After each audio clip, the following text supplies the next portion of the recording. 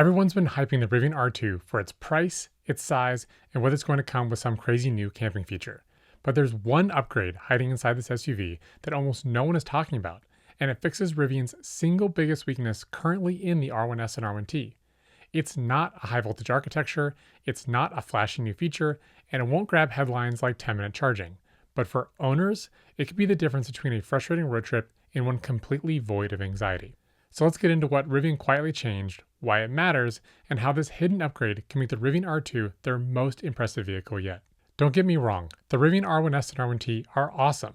So awesome in fact that we own both. But with an average selling price near $100,000, they're niche. They're great for early adopters, but way out of reach for mainstream buyers. The R2 changes that. Starting around $45,000, it's aimed squarely at the Toyota RAV4 and Honda CR-V buyers, one of the most popular segments in North America. And Rivian knows this isn't just another launch. The company has been burning billions, and the R2 is their all-in bet to survive and scale. Is it possible that a vehicle that is roughly half the cost may actually be a better vehicle in some meaningful ways than its far more expensive siblings? Here's the thing, a lot of Rivian's early weaknesses are already being fixed and fast. Software stability that has dramatically improved with more responsive screen input and apps that load lightning quick. Routing and maps got a huge upgrade with a complete overhaul to full-blown Google Maps. The Generation 2's premium audio went from being one of the most embarrassing sound systems at any price point to something that is now actually enjoyable, all thanks to consistent improvements through over-the-air software updates, with even more improvements slated to come very soon. The Autonomy Suite in Gen 2 has flipped to completely in-house models, relying on end-to-end neural nets, allowing them to not only drop Mobileye, but far outpace its feature set.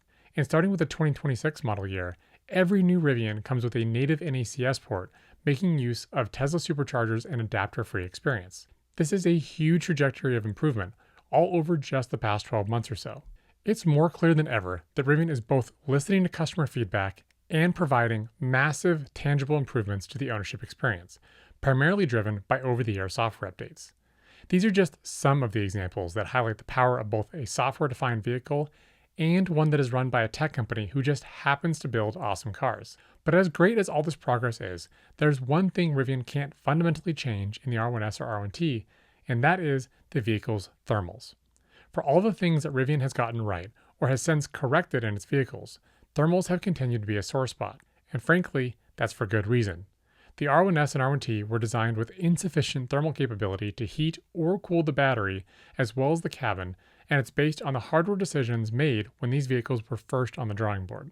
I ran into these thermal limitations firsthand during my 5,230-mile road trip this summer through extreme heat in places like Moab, Utah, where a fast charging experience could readily fall off a cliff. These thermal sealing events led to significantly lengthened charging sessions during hot weather and led to inadequate cabin cooling. You can see the rapid taper of the charging curve in this example session from Moab thanks to the logging done by Rivian Roamer. When the battery thermals get completely heat-soaked, they dump power as a means to try and stop adding additional heat to the already overloaded situation. As a result, an all-new thermal design is the hidden upgrade that can make R2 the most road trip-friendly Rivian to date, because the thermal management has a fundamentally different approach that should lead to dramatically more consistent charging and more comfortable cabin climate when in extreme temperatures. More consistent charging equals higher sustained charging rates and flatter charging curves, so you spend less time plugged in and more time adventuring. Here's the big design difference that changes the game without breaking the bank. In the R1S and R1T, you have two layers of what are called 2170 cells. These cells are 21 millimeters in diameter and 70 millimeters tall. These two layers have a single cooling plate sandwiched between each layer, which can lead to a more compact design, but is limited in heat removal as the cold plate can be heat soaked by battery modules on both sides of the plate. On long road trips, the end result is cratered charging curves, longer charging times, and a cabin that struggled to keep things cool. The same is true on the inverse of this. Should you find yourself in a really cold environment, that single plate design will struggle to keep the batteries warm enough. This design just doesn't have the thermal mass needed to move heat in or out of the battery for optimal performance. And this is exactly where the Rivian R2 makes a large design departure. In R2, you have a single flat layer of a much larger 4695 cells. These are 46 millimeters in diameter and 95 millimeters tall. The The cells are packaged into modules and placed into effectively 3 rows of battery capacity.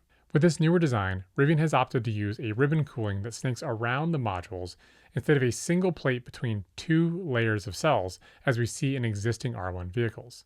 This gives the cooling mechanism far more surface contact, pulling heat away or putting heat into the battery much faster and far more evenly. Here's a clip of RJ Scaringe describing the new design. So you mentioned the batteries are 4695s, which is like 15 millimeters taller than the 4680s used by a competitor. Little taller. Any reason why that makes the most sense for Rivian? Pack size over? Yeah, it's a great size cell because of the height of the battery cell sort of determines how thick the floor is. Right. And so the packaging of the vehicles allowed us to go up to essentially 95 millimeters in height on the cell. Mm-hmm. And so then the footprint in terms of cross section, if you're looking down on top down view of the vehicle, can be smaller because you have more vertical height. Right. But the 46 based architecture is really nice. It's as I'm sure you know, there's a number of folks that are building or planning to build 46 based architectures. We've been able to partner closely to make sure that the specifications of that with our cell partner fit really nicely into the vehicle. And will R1Ts and R1Ss eventually get these batteries, or are you going to stick with the? We're now planning to change. R1T, R1S both use a 2170, and I think you know how our pack's set up. It's actually a double stack of cells. Right. So they sandwich a cold plate where we're pumping chilled ethylene glycol through. So there's a vapor compression refrigeration cycle that cools that. Whereas on R2, it's these larger diameter cells, and then there's essentially ribbon cooling along the periphery of those cells and very large modules. It was in the reveal video. You have to have a good eye, but you can see there's 3 long modules, same length, and the pack structural. And then if you really look closely, the top of the pack is actually the floor of the vehicle. So, taking the benefits of a far smaller number of cells and something that's really been optimized around cost. But the whole package was built around that. When you think about designing an electric vehicle, it sort of starts with what's your battery envelope, and then everything else gets layered on top. But you can't arrange the furniture until you know what the battery pack looks like. When you couple this new design with advancements in battery chemistry, you get an R2 that can charge much faster than the R1S or R1T because it can maintain optimal temperatures for notably longer. With better control over temperature, this means more consistent performance in both hot and cold weather, fewer road trip headaches, and honestly just less EV anxiety in general when you know you aren't being sidelined by charging speed of your car's battery, all due to the lack of proper thermal management. Here's RJ talking about the battery design of R2 and how they designed it specifically for faster charging. A lot of the innovation for us on R2 is at the pack level. So it's a structural pack. It's a cell to pack, meaning there really isn't like the sense of like a structural module. It's all integrated into one longitudinally, structurally very capable pack that actually serves as part of the body structure, and the top of the battery pack serves as the floor of the vehicle. In that, of course, there's continued advancements in chemistry, and some of the big trade-offs we make, these are like classic, this gets back to like the decisions where you put 100 people in a room, not everybody's gonna make the same decision. So our job is to try to make the decision that creates the best product for the most people. And so we say like, you can make some of the people happy some of the time, you can't make all the people happy all the time. So where we're increasingly focusing is on the ability for the cell to fast charge, which is an attribute that's generally in conflict with energy capacity and durability of the cell.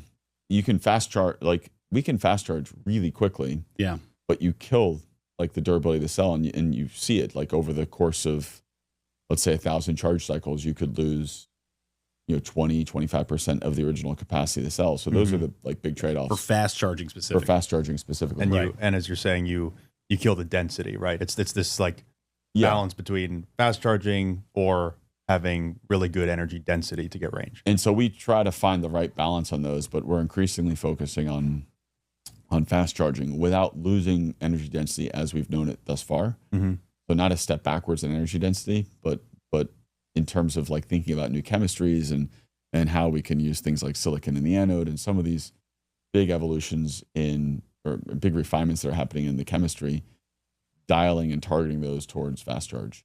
And so we have a team that looks at future chemistries. And what a lot of our focus has been on is ensuring that we can continue to stay on the front of the curve in terms of energy density and charge speed, but at scale and at very realistic cost. It's not the holy grail of 10 minutes to 80% that promising new battery tech like the branded Extreme Fast Charge from companies like Store promise, but it's likely to still result in charging stops being around 20 minutes or so because Rivian is sticking with a 400 volt system for the R2 in order to keep costs down, which is also extremely important for a vehicle of this class. But even with 20-minute charges from 10 to 80%, it's still almost half the amount of time currently used on R1S or R1T for their time to 80%. So this represents a meaningful leap forward. Plus, it's a real fix for the one area that Rivian can't simply push an over-the-air update to resolve. Now, you might be asking, why didn't Rivian just go 800 volt like Porsche, Hyundai, or Lucid? The answer comes down to both cost and benefit. To put it simply, 400 volt systems are just cheaper and easier to both build and source parts for. Rivian must hit that price target of $45,000 and be able to produce gross margins on these vehicles in order to slow down the cash burn.